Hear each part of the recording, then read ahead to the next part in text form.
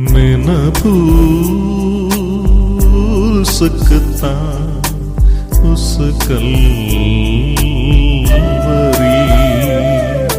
खून में लथपथ था चेहरा मेरा यीशु मसीह।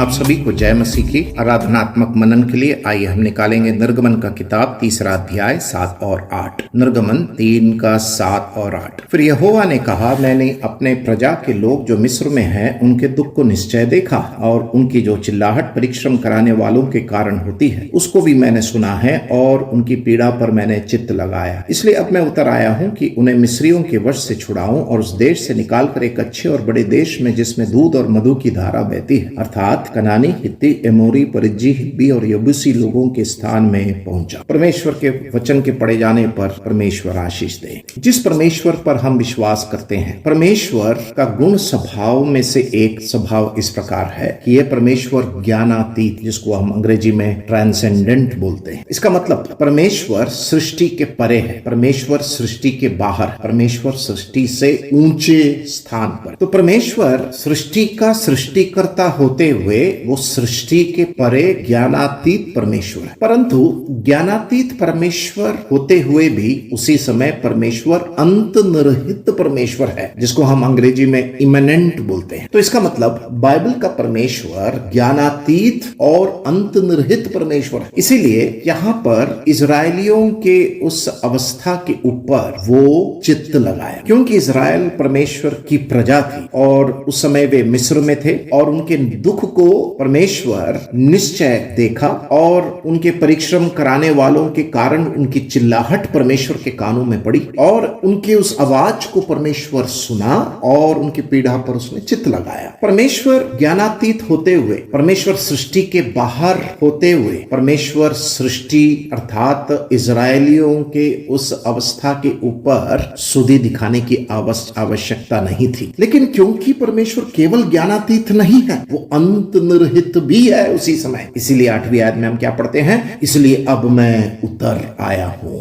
ये बहुत एक विशेष आकर्षण हमें परमेश्वर की ओर करता है, क्योंकि ये परमेश्वर चित्त लगाया, उनकी पीड़ा पर सुना, उनके दुख को निश्चय देखा। परमेश्वर कहता है, मैं निश्चय उतर आया हूं कि उन्हें मिस्रियों के वश से छुड़ाऊं और वायदे किए हुए देश तक मैं पहुंचाऊं। परमेश्वर सुधि दिखाने वाला परमेश्वर है, परमेश्वर चिल्लाहट को सुनने वाला परमेश्वर है, परमेश्वर पीड़ा से बाहर निकालने वाला परमेश्वर, और एक ऐसे परमेश्वर के साथ हमारी पहचान है, एक ऐसे परमेश्वर के साथ हमारा संबंध है जो ज्ञानातीत होते हुए अंतर्निहित भी है, और इसीलिए उसने अपने पुत्र प्रभु यीशु मसीह को इस संसार में भेजा। जब हम लूका रचित सुसमाचार उसके 19वें अध्याय में आते हैं और उसका 10वें आयत में हम इस प्रकार पढ़ते हैं, लूका रचित सुसमाचार उसका 19 अध्याय के 10वीं आयत, क्योंकि मनुष्य का पुत्र खोए हुओं को ढूंढने और उनका उद्धार करने आया। पिता परमेश्वर ज्ञानातीत और अंतर्निहित है, पुत्र परमेश्वर उसी स्वभाव में रहते हुए वो इस संसार में हमारे पापों के लिए, सारे मनुष्यों को पाप से छुड़ाने के लिए, माफी देने के लिए वो इतना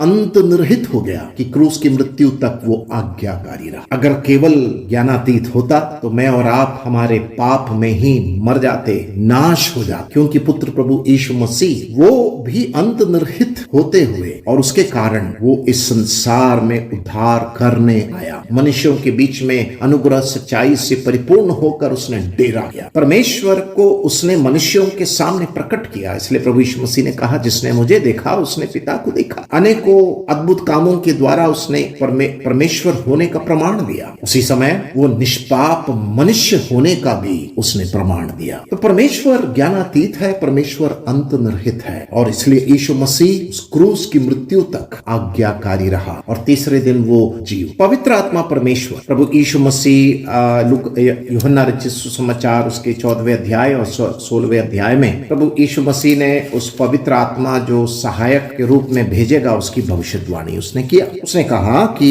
जिसे पिता मेरे नाम से भेजेगा वह तुम्हें सब बातें सिखाएगा, जो कुछ मैंने उससे कहा है वह सब तुम्हें स्मरण कराए। प्रभु यीशु मसीह का स्वर्गारोहण होना जरूरी इसलिए था क्योंकि पवित्र आत्मा का आगमन होना होना निश्चित, और पेंतकुस्त के दिन स्थायी रूप से ये पवित्र आत्मा का आगमन हुआ। तो पवित्र आत्मा आज मनुष्यों को पाप, न्याय और धार्मिकता से निरुत्तर कर रहा है। ज्ञानातीत होते हुए पवित्र आत्मा भी अंतर्निहित है। तो इस त्रिएक परमेश्वर में हम इस ज्ञानातीत और अंतर्निहित के स्वभाव को हम देखते हैं, और इसीलिए क्योंकि हम जिस परमेश्वर पर विश्वास करते हैं उसमें ये गुण है, इसलिए मैं और आप आज उसके संतान ठहराए। क्योंकि प्रभु यीशु मसीह इस क्रूस की मृत्यु तक आज्ञाकारी रहा, तीसरे दिन जी उठा, इसलिए उसने हमारे ऊपर सुधी दिखाया। फकीर, दरिद्र, लाचार, निसहाय होकर हम जो घूरे के ढेर में पड़े हुए निंदित लोग, श्रापित, शैतान हमारा मालिक और नरक हमारा गंतव्य स्थान, पाप हमारा स्वभाव, और हम लोग निश्चित रूप से विनाश के लिए और न्याय के लिए ठहराए हुए। लेकिन देखिए, ये परमेश्वर क्योंकि